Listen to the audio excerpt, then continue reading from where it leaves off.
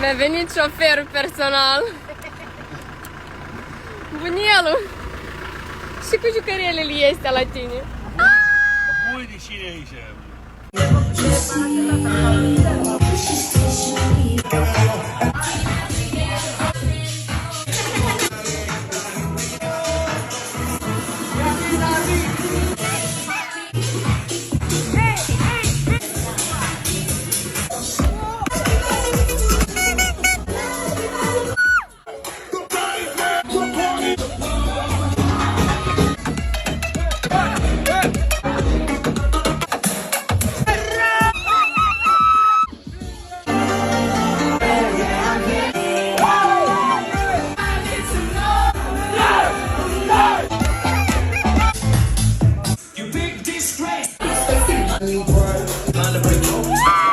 După 2 zile de distracție, nu mai pot să mă ridic din pat!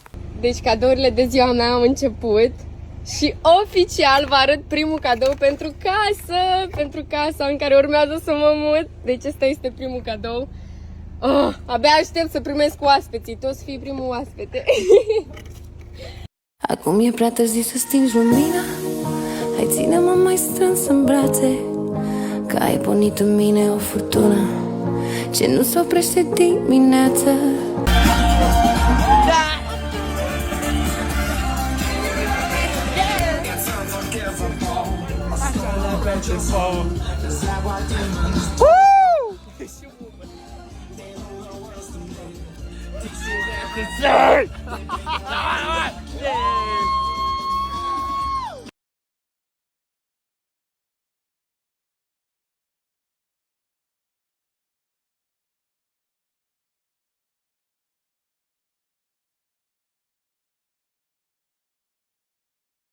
Sunt gata de ziua mea, sunt gata să fac 19 ani alături de oamenii mei, să întâlnesc și eu ora 12, pentru prima oară în viața mea să fiu la ora 12 cu toată lumea.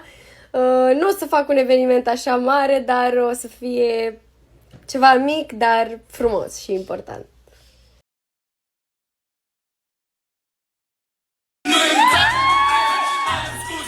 Nu-mi interesează ce crede oricare luză.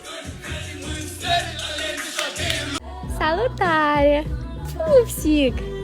Oh! Și de dulce! Samnuk Slavic! Вообще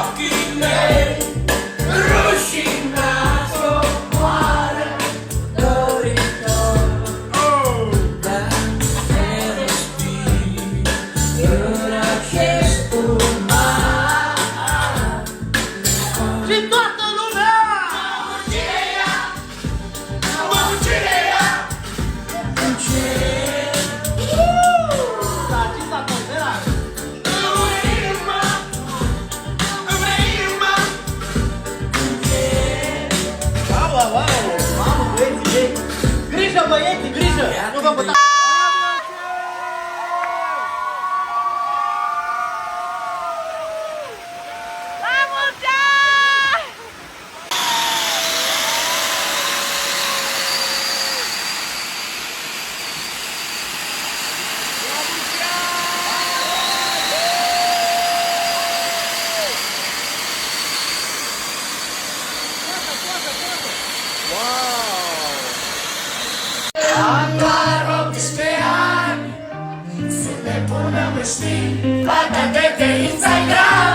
Totul începe acum. Am un vis de urmă, multe lucruri de aflat. Nopțile în care nu se mai termină. Închidem telefoanele, se face ca lumină. Sau ore care plouă, azi e ziua, azi e stop.